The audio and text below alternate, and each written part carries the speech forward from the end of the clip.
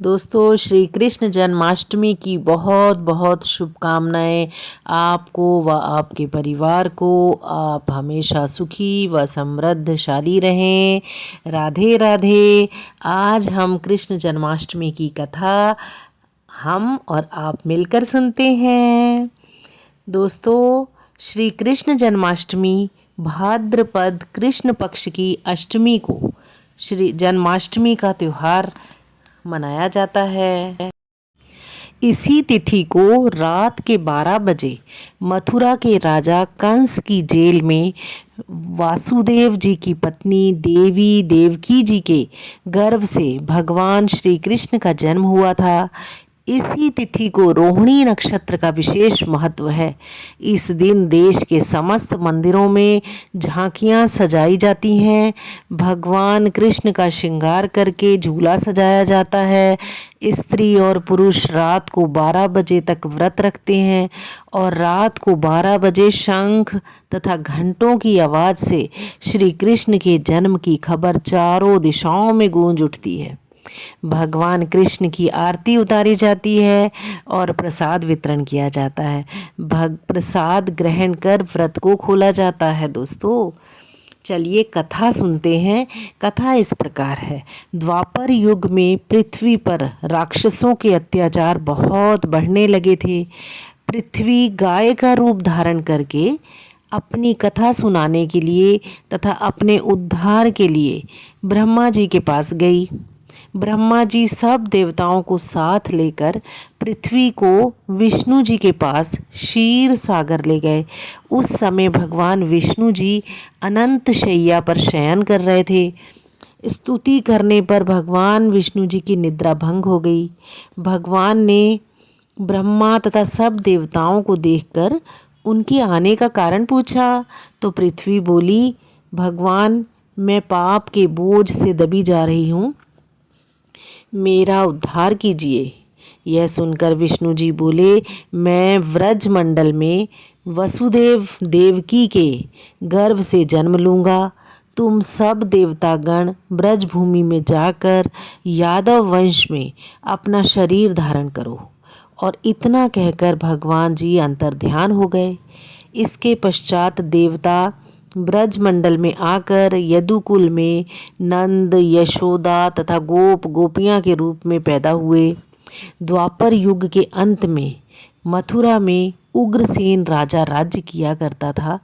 उग्रसेन के पुत्र का नाम कंस था। कंस ने उग्रसेन को बलपूर्वक सिंहासन से उतारकर जेल में डाल दिया था दोस्तों, और स्वयं राजा बन गया। कंस की बहन देवकी का विवाह यादव कुल में वसुदेव के साथ निश्चित हो गया।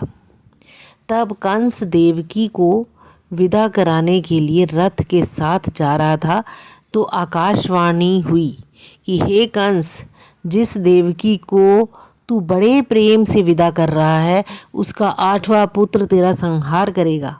आकाशवाणी की बात सुनकर कंस क्रोध से भरकर देवकी को मारने के लिए तैयार हो गया। उसने सोचा ना देवकी होगी ना उसका कोई पुत्र होगा। तो वसुदेव जी ने कंस को समझाया कि तुम्हें देवकी से तो कोई भय नहीं है, देवकी की 8वीं संतान से तुम्हें भय है, इसीलिए मैं इसकी 8वीं संतान को तुम्हें सौंप दूंगा। तुम्हारे समझ में जो आवे उसके साथ वैसा ही व्यवहार करना। तो कंस ने वसुदेव जी की बात स्वीकार कर ली और वसुदेव देवकी जी को कारागार में बंद कर दिया गया।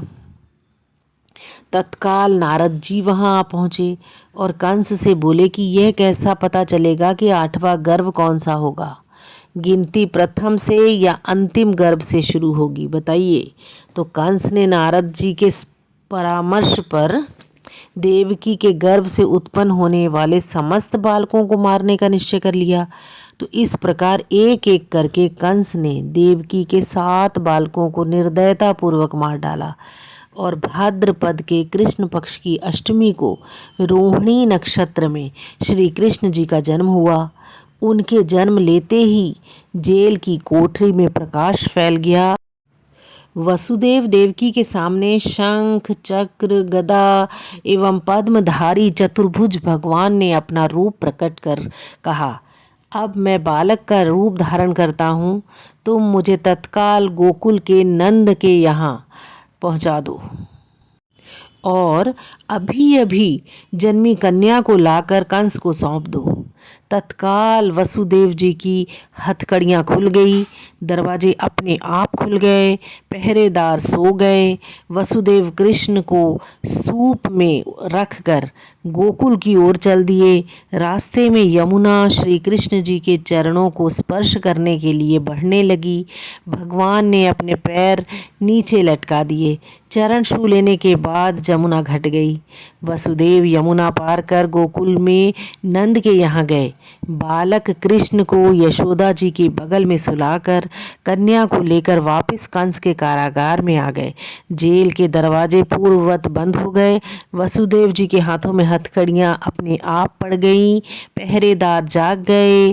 कन्या के रोने पर कंस को खबर दी गई कि कंस ने कारागार में आकर कन्या को लेकर पत्थर पर पटक कर मारना चाहा, परंतु वह कंस के हाथ से छूटकर आकाश में उड़ गई और देवी का रूप धारण करके बोली, हे कंस, मुझे मारने से क्या लाभ है? तुझे मारने वाला तो गोकुल में पहुंच गया है। यह दृश्य देखकर कंस हतप्रद और व्याकुल हो गया। कंस ने श्री कृष्ण को मारने के लिए अनेक दैत्य भेजे।